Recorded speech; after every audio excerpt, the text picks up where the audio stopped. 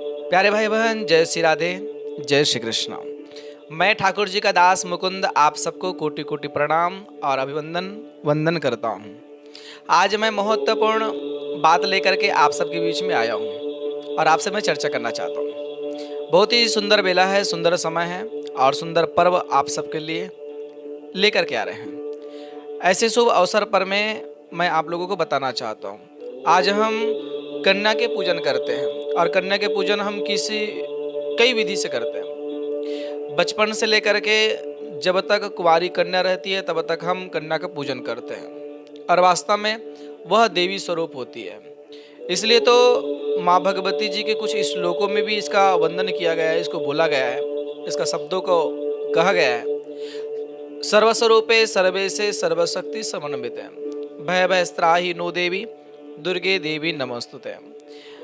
कहा जाता है कि 12 वर्ष से नीचे की कन्या का जब हम पूजन करते हैं और जब हमारे घर में कोई हवन होता है, कोई यज्ञ होता है, उस समय कन्या का बड़ा महत्वपूर्ण बताया गया है कि कन्या का पूजन करना चाहिए। वास्तव में हम सब मिलकर के कन्या पूजन करें।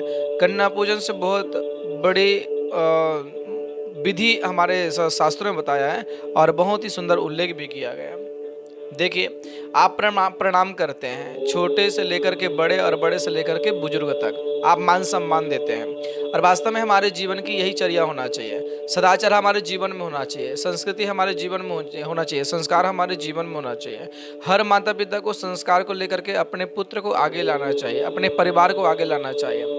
हम जब तक नहीं झुकते किसी के सामने में तो हमारा बच्चा भी नहीं झुकता और नहीं झुकने का कारण क्या है? हमने हमारा संस्कार है, कुसंस्कार है जो हमारे द्वारा नहीं दिया गया और यही कुसंस्कार के कारण से हमारा जो पुत्र है, हमारा जो बच्चा है वह हमारी बात को नहीं मानता। तो मैं आपसे कहना चाहता हूँ, यदि आप कन्या का पूजन कर रहे हैं और कन्या को मना रहे हैं तो शास्त्रों में इनका विधान है कि बेटियों को अपने पाँव नहीं छुआना चाहिए। बेटियों को, बच्चियों को अपना पाँव नहीं छुआना चाहिए, क्योंकि कहा जाता है कि जब तक वह कुंवारी रहती है तब तक वह हमारे लिए बिटिया रहती है और एक बेटी रहती है, छोटी स्वरूप रहती है, तो उनको कभी भी आप पैर ना छुआएं। यदि हम ऐसा करते हैं तो हमारा जो पुण्य है यह छिन्न होता है। हमारे पुण्य को छिन्न करने का कारण हम सब बनते हैं। आप विचार करें, जब विवाह किया जाता है तो उसी बिटिया का फिर चरण पखारा जाता है, उसी बिटिया के सामने में चावल को टीका जाता है। कितना सुंदर विधि विधान है, कितना सुंदर भाव है। तो यह पुण्य क्षय होने के कारण हमारा यह कुछ कारण बनता है जिसके वजह से हम लोग अपना पुण्य को क्षय कर देते हैं। तो हर मेरे माताओं से, हर मेरे बहनों से और सभी युवा साथियों से, मेरे बुजुर्ग पिता स्वरूप से मेरा पुनः निवेदन है, बिटियाओं को अपने पैर ना छुआ में, हो सके तो उनका आशीर्वाद प्राप्त करें। वह आशीर्वाद हमारे जीवन के लिए बहुत बड़ी दिनचर्या होगी।